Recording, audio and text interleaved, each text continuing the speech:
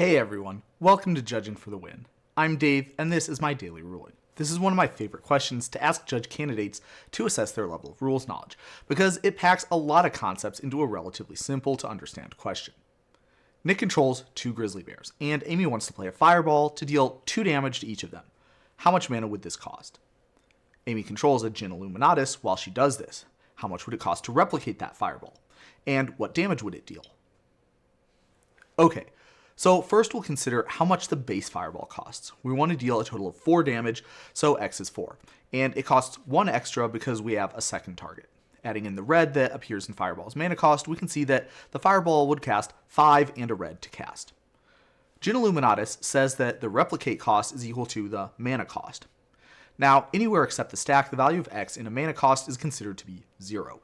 But when it's on the stack, it's whatever value is picked for it. So you do have to pay for that X if you want to replicate. The upshot is that even though this fireball costs 6 mana in total, the mana cost is just composed of the symbols in the upper right corner.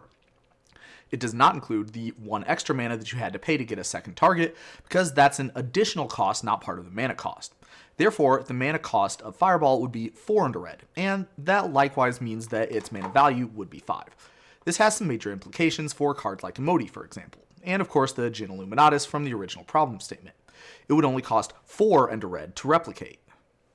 You might be worried about whether replicating the Fireball would be worth it though, especially if you know some other related rulings, like you probably don't want to target a Fireball with Mnemonic Deluge, for example, because you'll deal 0 damage. I made a video recently where I talked about the difference between copying a spell and copying a card and casting the copy as a spell, and this is another difference. When you cast a spell or a copy of a spell like Fireball without paying its mana cost, for example via Mnemonic Deluge, the only legal choice for X is 0. Otherwise, that would be, kind of broken. On the other hand, if you copy a spell, you copy any choices that were made in the process of casting that spell. Modes, targets, the value of X, and so on.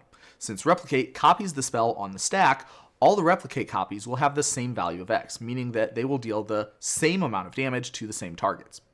Actually, Replicate says that you can change the targets, but for spells like Fireball that can have a variable number of targets, you are going to be stuck with the same number of them, because the choice of how many targets there are is also one of the things that gets copied.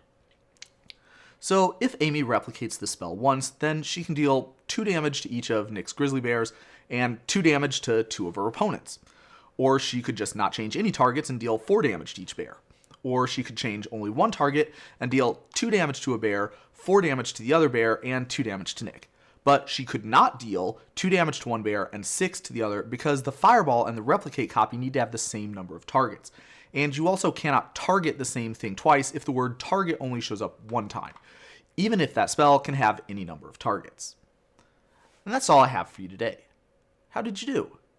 Join me again next time for another daily ruling. Until then, I hope you have a great day.